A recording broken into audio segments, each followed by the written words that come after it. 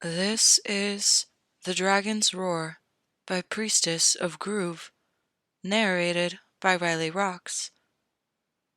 Chapter 51, Aemon 17, Marjorie 1. Aemon. Aemon stood in the courtyard once more, awaiting a carriage. His uncle, Robb, Marjorie, Lady Olenna, Lord Tyrell, and Lord Willis were all there. But it was his turn to be anxious. Arya and Sansa were finally arriving. Though he had rather successfully put it at the back of his mind, he fretted about his relationship with Arya. He had been damn near close to kissing Jaime for finding the solution he desperately needed to keep from breaking his little cousin's heart. He then wanted to punch Jaime for daring to tease him with it.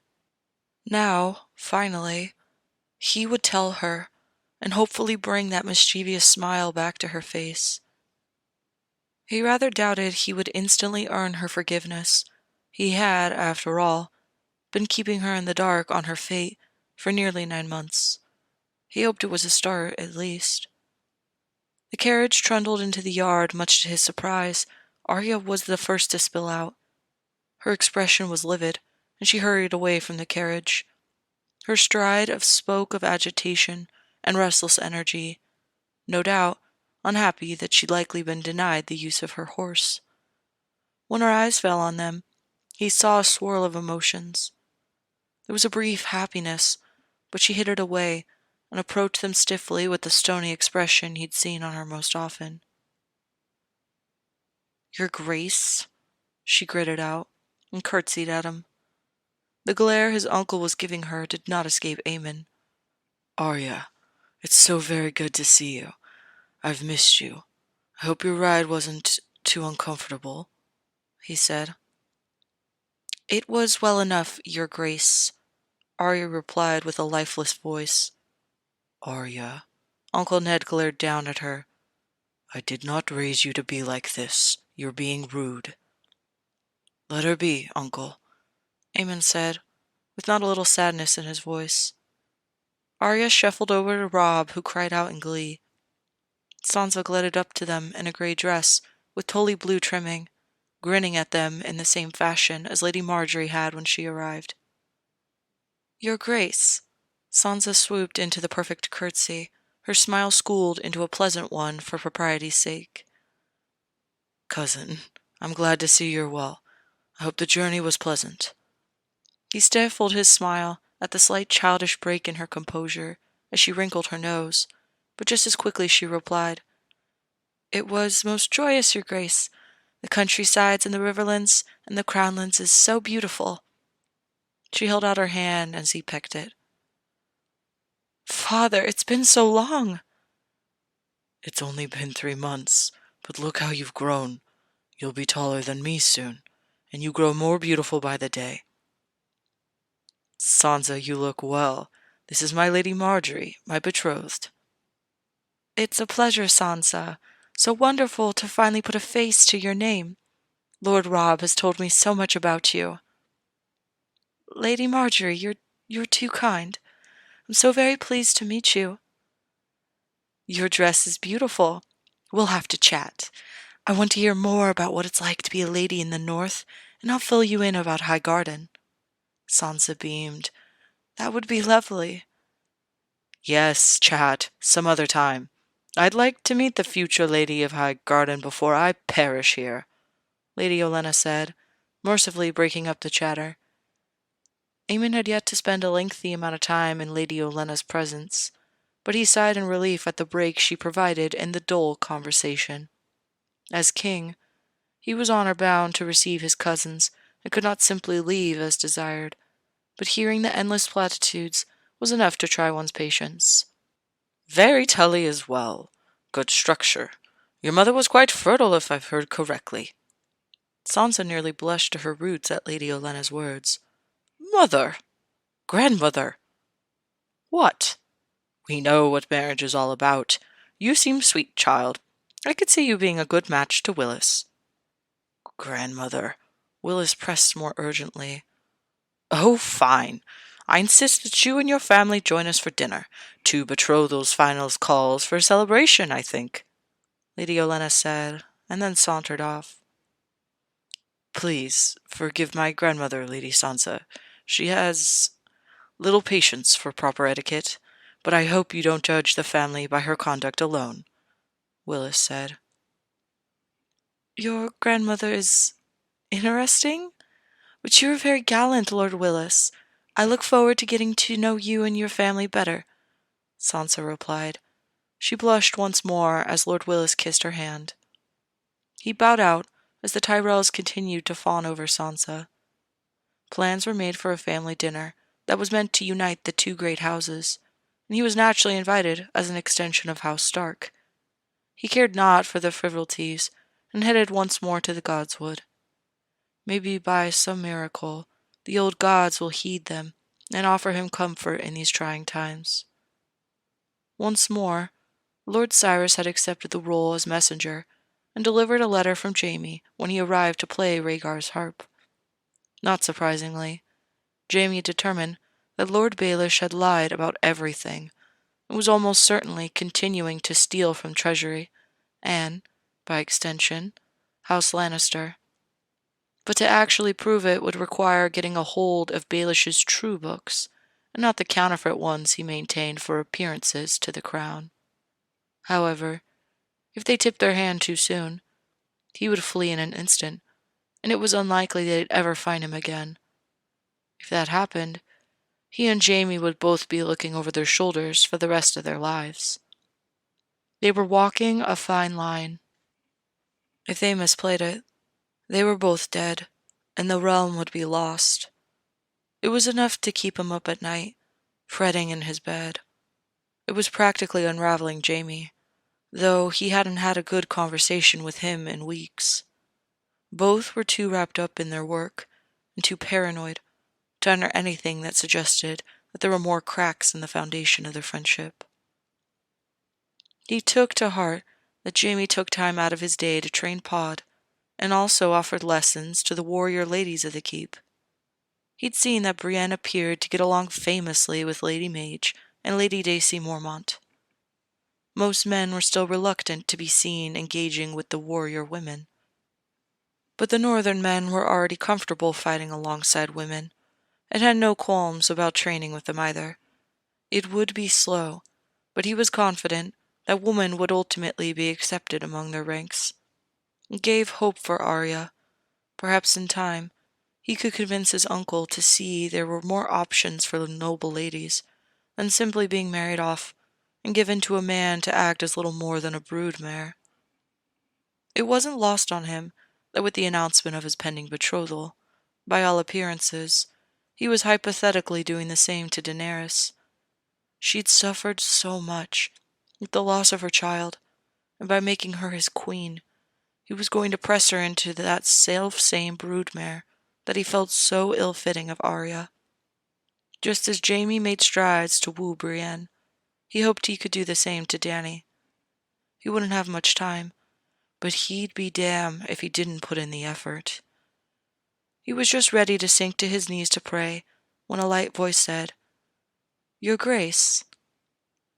Lady Marjorie had all the confidence of a newly knighted man, but her steps were delicate as she approached. "My lady," he said, bowing his head. "You're not with your family?"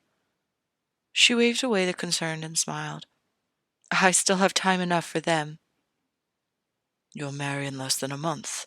I can't imagine they'll all be following you north." Even so, she still looked at him with only amusement. "I've been preparing for my wedding and what comes after all my life. We know that we will be leaving our family behind, hopefully for something better." He nodded and gave her a weak smile. "Forgive my intrusion, but I saw your departure and I thought I might inquire. I heard you came here when I arrived as well. If I may be so bold to suggest it, you seem sad. Are the betrothals not to your pleasing?" "Not at all. I envy you." "Envy me? I am but a Lord Paramount's daughter. You're king of the 7 kingdoms."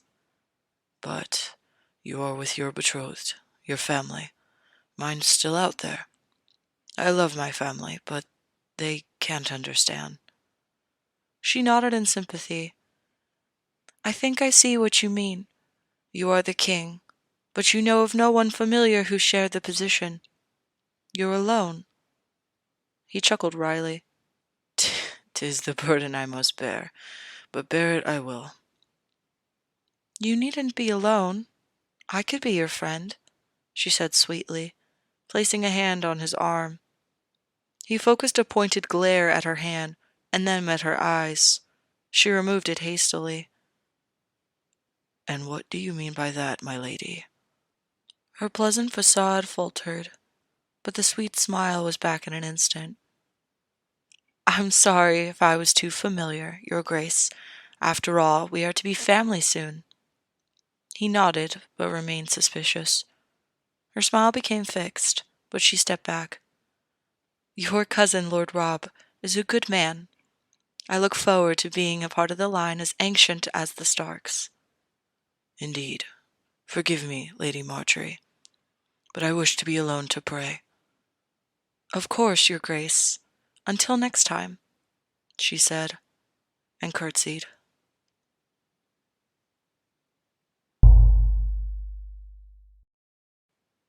Marjorie. She maintained the pleasant smile on her face as she walked back to the maiden vault, strutting at the appreciative look she was getting, as she had been trained her whole life to do. There was not a man in the keep who didn't have eyes for her. Except two. When she reached her room, she found her handmaiden waiting, but dismissed her. Once the door was shut, she sat down in front of the vanity and let the smile fall off her face. It was here, alone in front of her mirror, that she was allowed to see her real self. It was here that she showed her fear. It was not a strong fear, but simply a tightening around the eyes as her mouth formed into what could be construed as a puzzled frown. Now that she thought about it, puzzled was one of the feelings currently pervading her. How could it be that of all her training failed her at this moment? The door suddenly opened, but she continued to stare into the mirror.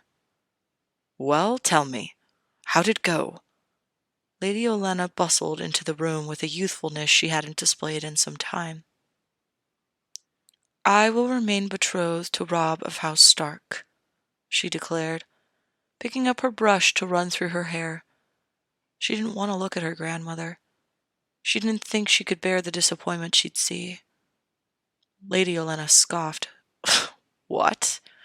You deserve a king, not some gray boy in the cold north, handsome as he is." "Maybe I do," Marjorie said, finally turning to her. "But he won't have me. His heart is set on the Targaryen princess." Her grandmother pursed her lips in disbelief. "What have I told you? A man's weakness is his cock. He doesn't care what the girl underneath him is, just that she's there for his pleasure. He can say all the pretty words that he likes, but once you have him in bed, you will melt him like butter." Marjorie shook her head, a small smile playing at her lips. "You're wrong, grandmother. About this one. And Jaime Lannister, for that matter."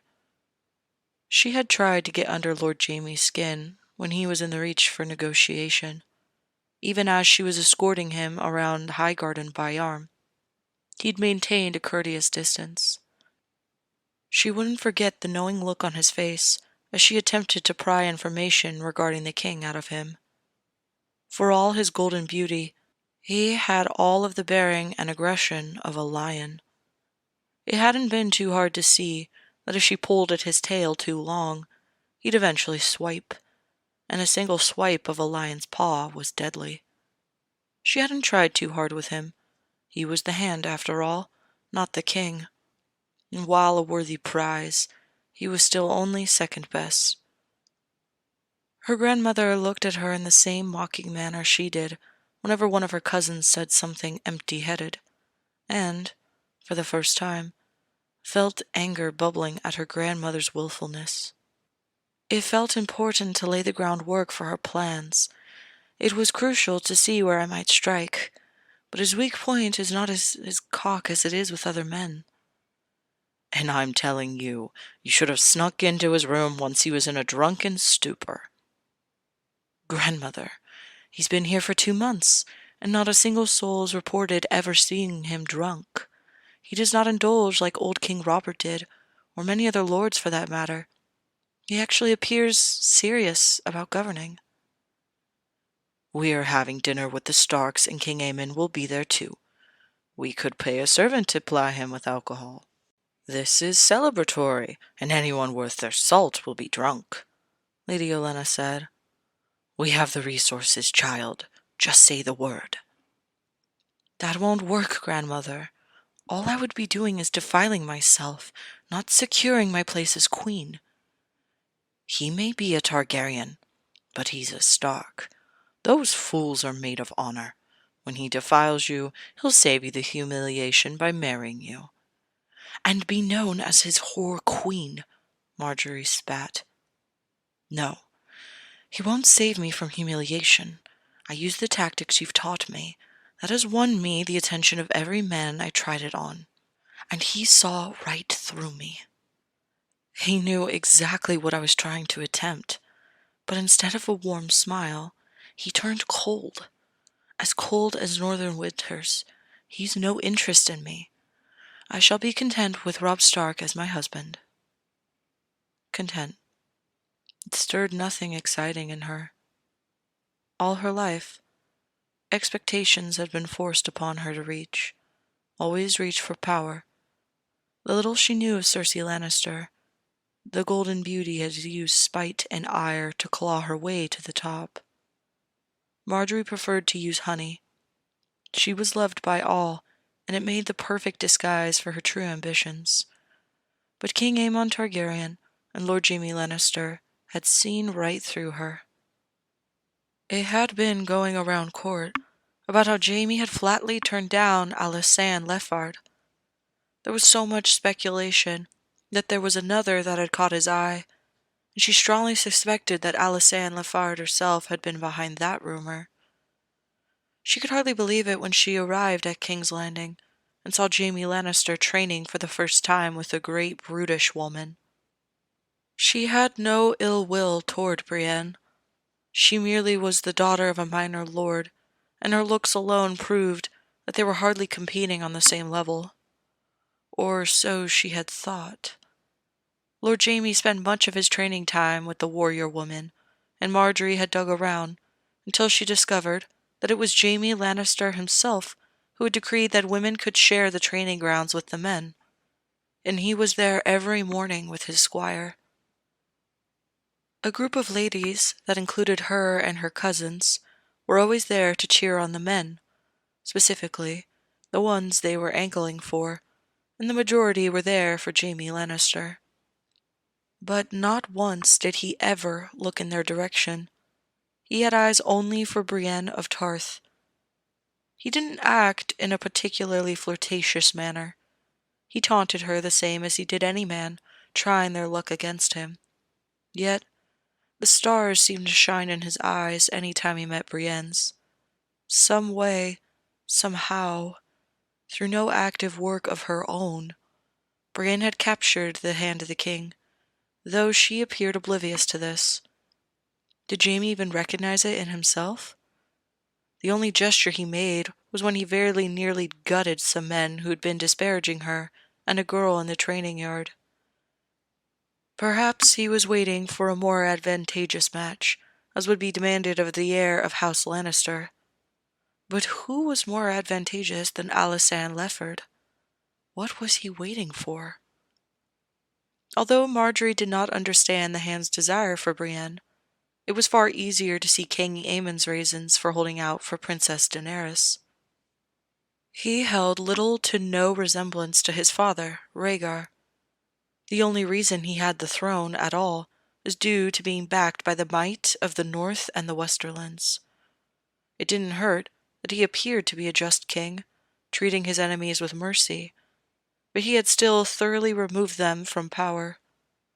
Willis had recounted the small council meeting where Grand Maester Pycelle was unceremoniously dragged out in a clearly planned attack.